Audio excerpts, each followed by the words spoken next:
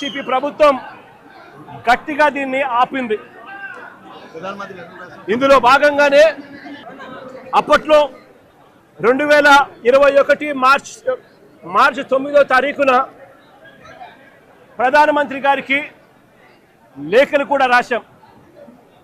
ఎట్టి పరిస్థితిలోనూ steel plant privatisation జరగకూడదు, ఈ ప్లాంట్ను నిలబెట్టగలిగే పరిస్థితికి వివరిస్తూ ఏ రకంగా చేస్తే ఈ ప్లాంటు నిలబడగలుగుతుంది అని చెప్పి సలహాలు ఇస్తూ ప్రధానమంత్రి గారికి లేఖ కూడా రాశాం.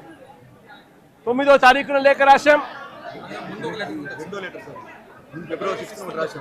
అదే మాదిరిగా ఫిబ్రవరి 6 కూడా రెండో లేఖ కూడా రాశాం. ఫిబ్రవరి 6 కూడా రెండో లేఖ కూడా రాశాం.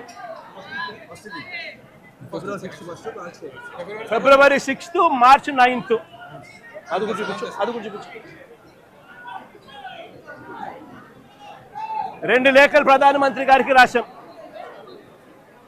ఫిబ్రవరి 6 మార్చి 9. దీని తర్వాత మేలో 2021 మేలో ఏకంగా అసెంబ్లీలో తీర్మానం చేశాం. ఇది అసెంబ్లీలో తీర్మానం చేసిన మినిట్స్.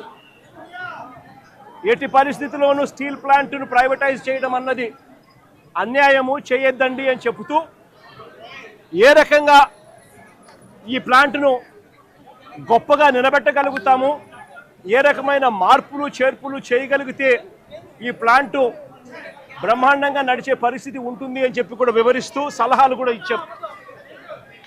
ఈ సలహాలన్నీ కూడా ఇస్తూ అసెంబ్లీలో తీర్మానం చేసి,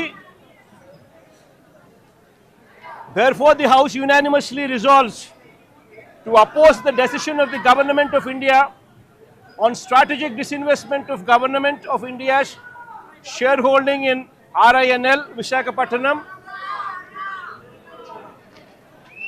along with the management control by way of privatization. Also resolve to request the Government of India to consider the measures suggested by the Honorable Chief Minister of Andhra Pradesh in his letter dated 6th February 2021 and 9th March 2021 to make RINL profitable and remain the pride of Telugu people and the state of Andhra Pradesh. ఈ మాదిరిగా అసెంబ్లీలో తీర్మానాలు సైతం చేసి ప్రైవేటైజేషన్ను అడ్డుకోగలిగాం, ఆపగలిగాం, ఎంప్లాయీస్కు తోడుగా నిలబడగలిగాం.